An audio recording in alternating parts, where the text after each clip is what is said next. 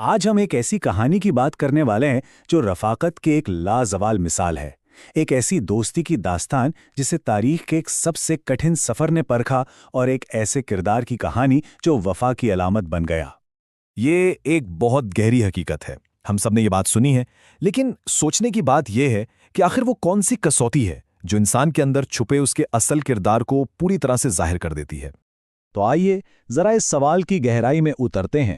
کیا ہماری روزمرہ کی زندگی، ہماری عام عادتیں ہمارے اصل کو ظاہر کرنے کے لیے کافی ہیں، یا پھر سچائی کو سامنے لانے کے لیے ایک بڑی آزمائش، ایک کڑے امتحان کی ضرورت پڑتی ہے؟ کہتے ہیں کہ کسی کے کردار کو جانچنے کے 3 بڑے پیمانے ہیں، یا تو اس کے پڑوسی بن جاؤ، یا اس کے ساتھ پیسوں کا لین دین کر لو، یا پھر اس کے ساتھ سفر کر لو۔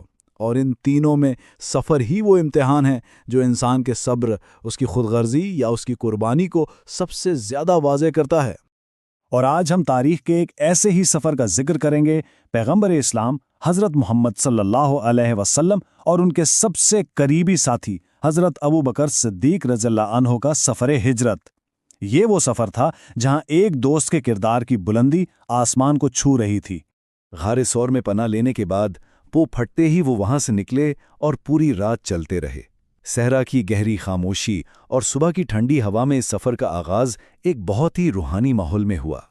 لیکن جیسے جیسے سورج بلند ہوتا گیا، صحرا کی ریت جیسے آگ بننے لگی۔ دوپہر تک تو گرمی ناقابل برداشت ہو گئی اور راستہ بالکل سنسان تھا، مگر سفر جاری رہا۔ یہ جسم اور روح دونوں کے لیے ایک کٹھن آزمائش تھی۔ پھر چلتے چلتے انہیں ایک اونچی چٹان نظر آئی جس کے سائے تک ابھی دھوپ نہیں پہنچی تھی، اور یہیں اسی چٹان کے سائے میں ایک ساتھی کی محبت اور عقیدت الفاظ سے نہیں بلکہ خاموش خدمت سے ظاہر ہونے والی تھی۔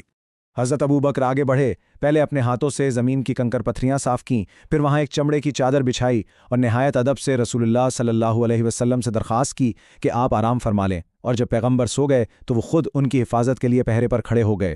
اس منظر میں جو چیز سب سے نمایاں ہے وہ یہ ہے کہ اپنے ساتھی کے آرام کی خاطر خود تکلیف اٹھائی۔ ایک طرف پیغمبر کا پرسکون آرام تھا اور دوسری طرف ان کے ساتھی کی چوکنا نگاہیں تھیں جو ہر طرف سے ان کی حفاظت کر رہی تھیں۔ اسی دوران اس ویرانے میں ایک غیر متوقع ملاقات ہوئی جو اس تپتی دوپہر میں رحمت کا ذریعہ بننے والی تھی۔ ایک چرواہا اپنی بکریاں لیے اسی چٹان کے سائے کی طرف چلا آ رہا تھا۔ حضرت ابوبکر نے اس چرواہے سے بہت احترام سے پوچھا کہ وہ کس کا ہے، اور پھر دریافت کیا کہ کیا اس کی بکریوں میں کچھ دودھ ہے۔ جب چرواہے نے ہاں میں جواب دیا تو انہوں نے دودھ دوہنے کی اجازت مانگی، جو اس نے خوشی سے دے دی۔ اور یہاں ایک چھوٹی سی تفصیل ہے جو بہت کچھ بتا دیتی ہے۔ حضرت ابوبکر نے چرواہے سے کہا کہ پہلے بکری کے تھنوں کو مٹی اور گرد و غبار سے اچھی طرح صاف کر دو۔ یہ معمولی سی بات اپنے ساتھی کے لیے بہترین چیز فراہم کرنے کے گہرے جذبے کو ظاہر کرتی ہے۔ انہوں نے دودھ ایک برتن میں جمع تو کر لیا، لیکن سوئے ہوئے پیغمبر کو جگانا مناسب نہیں سمجھا۔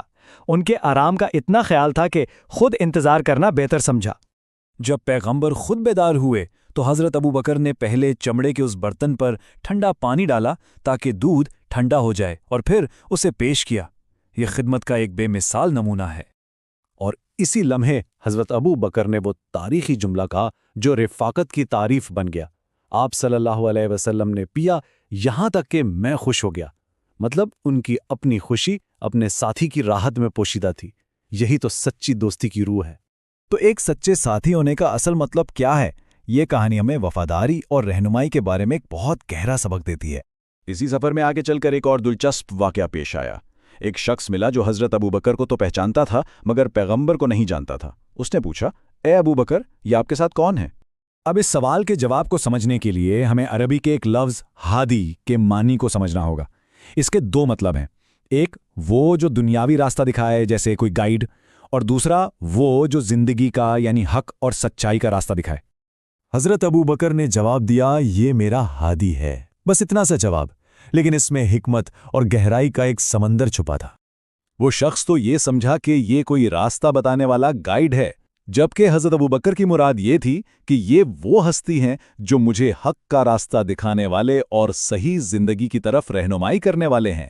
یہ جواب ان کی عقیدت اور ذہانت دونوں کا ثبوت ہے۔ تو اس پورے سفر سے ہم نے ایک سچے ساتھی کی کیا نشانیاں سیکھیں؟ یہی کہ وہ اپنے دوست کے آرام کو اپنی ذات پر ترجیح دیتا ہے، بن کہے اس کی حفاظت کرتا ہے، अपनी ज़रूरत से पहले उसकी ज़रूरत पूरी करता है और हिकमत और एहतराम के साथ रहनुमाई करता है।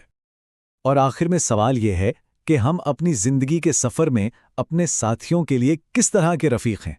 क्या हमारी दोस्तियां भी इस अजीम मिसाल की एक झलक पेश करती हैं? ये एक सोचने की बात है।